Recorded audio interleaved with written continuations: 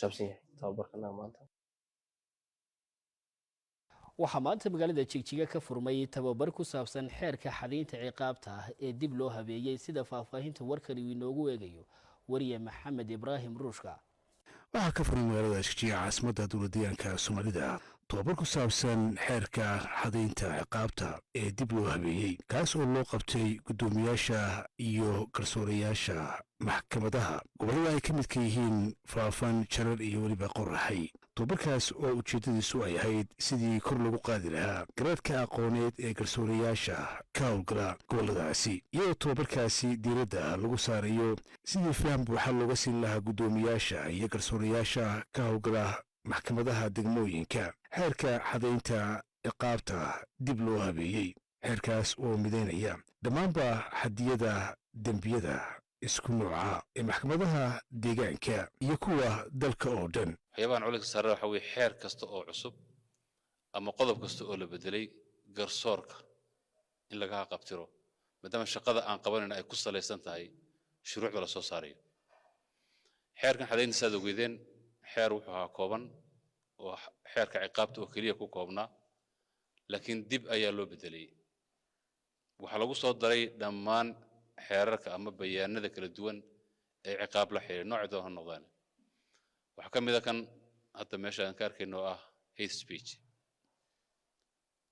kuma jirin marka hore laakiin hadda qayb buu ka yahay. maxaan u baahanay marka halbeega la qaadanayo inaynu fahamno. xeerkan waxaa loo sameeyey waa awaamir ay maxkamadda guud ee federaalka soo saarto in la koobo go'aankii ay garsoorayaashu siday doonaan u qaadan jireen.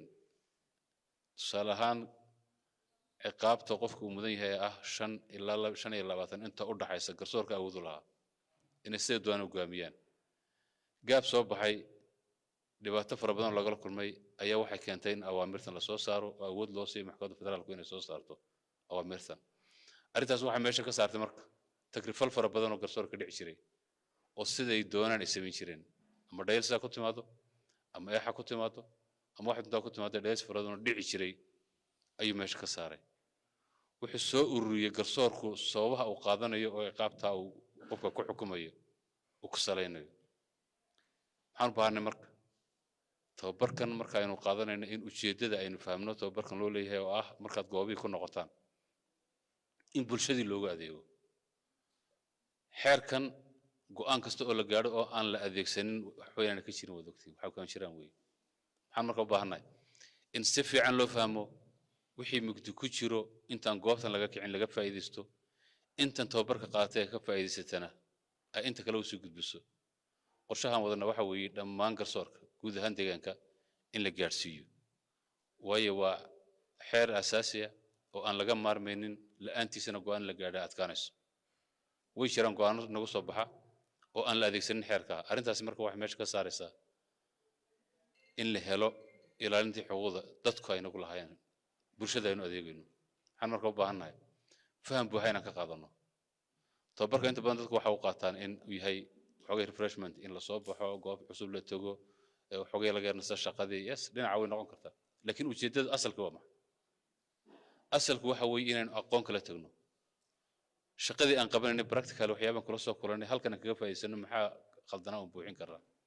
macallinka jooga waa soo gudbiye laakiin dhammaantiin macallimiin baa tihiin nin waliba khibradda uu leeyahay iyo aqoonta uu leeyahay inuu kaga qayb qaato oo aanay noqon hal dhinac keliya.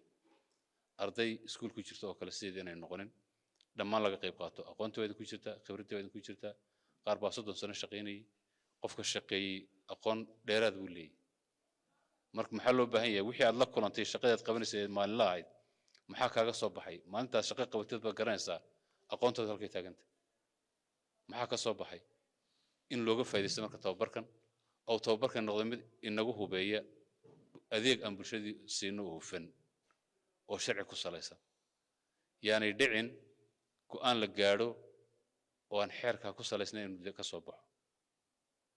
marka tababarkan maadaama faa'iidada ay noo leeyahay aan rabno dhammaan la gaarsiiyo xeer aad u ballaaran yahay in aad feejignaan iyo u soo jeed yeelataan ood ka faa'iideysataan kana kala faa'iideysataan dhexdiina.